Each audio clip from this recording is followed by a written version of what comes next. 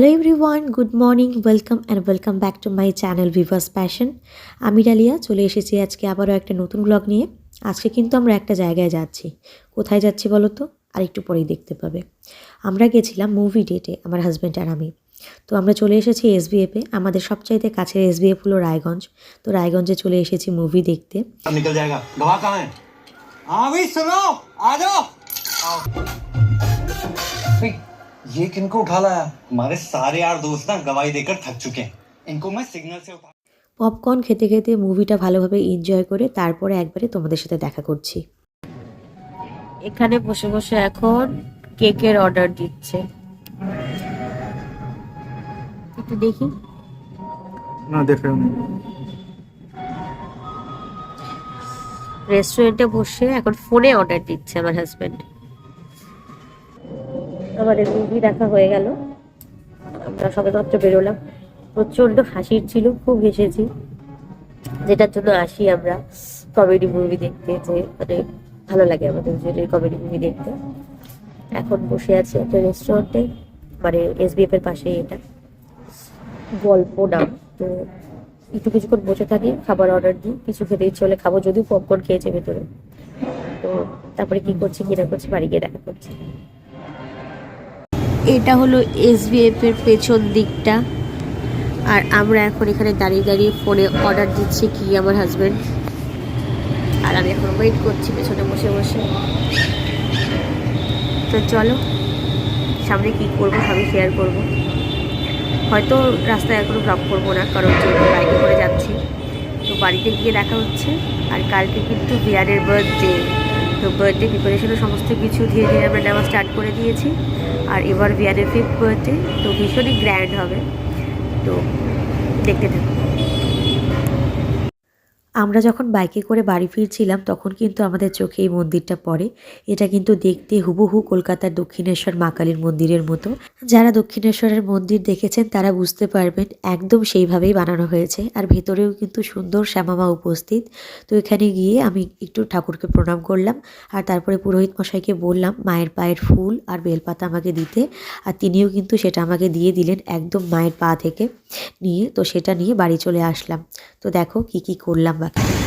এই রাস্তা দিয়েই যাচ্ছিলাম, যেতে যেতে হঠাৎ মায়ের মন্দিরের সামনে এসে একটু ঠাকুরের আশীর্বাদী ফুল নিয়ে নিয়েছি।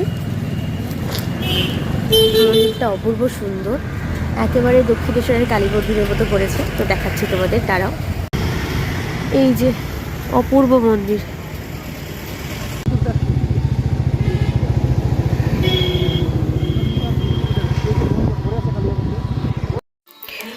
আর মাত্র কয়েক ঘন্টা বাকি ভিয়ানের জন্মদিনের। এখন বাজে 9:30, মানে বাজতে চলছে প্রায়। আর 12টা পড়লেই 13 তারিখ ভিয়ানের জন্মদিন। আর এদিকে কিন্তু জন্মদিন প্রিপারেশন ফুললি নেওয়া হচ্ছে। আর তার পাশাপাশি এখানে দেখতে পাচ্ছ মা সিরিয়াল দেখতে দেখতে কি করছে বলো তো? মিষ্টি বানাচ্ছে। তো চলো দেখাই। এই দেখো মা ট্যাবে সিরিয়াল দেখছে, আর তার পাশাপাশি এই যেগুলো মিষ্টি, মা বাড়িতে নিজে হাতে মিষ্টি বানাবে। কি মিষ্টি বানাবে ভিয়ানের জন্মদিনে? রসগোল্লা। ওয়াও। আর এই দেখো বার্থডে ডেকোরেশনের সমস্ত কার্টেন থেকে শুরু করে এই ফুলগুলো সমস্ত কিছু অনলাইনে অর্ডার দিয়েছিল আমার হাজব্যান্ড। এগুলো সব কিছু চলে এসছে। আর এই বেলুনের কিটটা নেওয়া হয়েছে, এখানে অনেকগুলো বেলুনস রয়েছে। তো এটাও চলে এসছে। তো এগুলো দিয়েই কালকে ডেকোরেশন করা হবে। তো চলো দেখতে থাকো। আশা করি কালকে ব্লগটা খুব খুব খুব ভালো লাগবে তোমাদের। আর হতে পারে এটা আমি একদিনে মানে একটা ব্লগও বানিয়ে দিতে পারি। তো যাই হোক, ভীষণ এক্সাইটেড, কারণ এবার ভিয়ানের 5 বছর পূর্ণ হতে চলেছে। Good morning. আজকে হলো ডিসেম্বরের 13 তারিখ। আজকের দিনে 5 বছর আগে আমি মাতৃত্বের স্বাদ অনুভব করেছিলাম। আর এই দুষ্টুটা আমাকে মা বানিয়েছিল, আমার সোনা বাবাটা। হ্যাপি বার্থডে বেটু। এখন ঘুম থেকে উঠলো ভিহান, তাই এখন আমি ওকে বার্থডে উইশ করলাম রাত্রেবেলা। যদিও 12টার সময় আমি ওকে ঘুমন্ত অবস্থায় উইশ করেছিলাম, কারণ তখন ও ঘুমোচ্ছিল। ওলে বাবালে ওলে বাবালে ওলে বাবালে। হ্যাপি বার্থডে সোনা, হ্যাপি বার্থডে। অনেক ভালো থাকো তুমি। তো চলো আজকে বার্থডে গোটা ব্লগটা তোমাদের সাথে শেয়ার করব, সেলিব্রেশন করব, কি কি হবে না হবে সমস্ত কিছু শেয়ার করব। Bye. Happy birthday birthday boy. Birthday বয়ের জন্য ফুলের রাস্তা রেডি করে রাখছিল ওর বাবা। এই যে ঘুম থেকে নামলো বার্থডে বয় ফুলের রাস্তা দিয়ে, 5 বছরের জন্মদিন বলে কথা। আর এদিকে দিদি আর বুনু চলে এসছে উইশ করতে ভিয়ানকে। ঐশী দাদাকে হ্যাপি বার্থডে বলে দাও মা।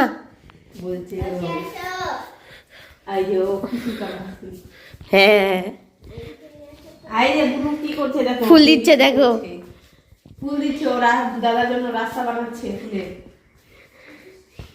এদিকে দাও না, তুমি এদিকে দাও, এদিকে দাও ও মা, এদিকে দাও। তোমরা তো দেখতেই পেলে জন্মদিনের সকালটা কিভাবে শুরু হলো।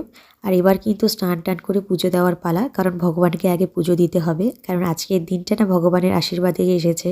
আর আমি চাই এই দিনটা যেন শতবার ফিরে আসুক আমার ছেলের জীবনে।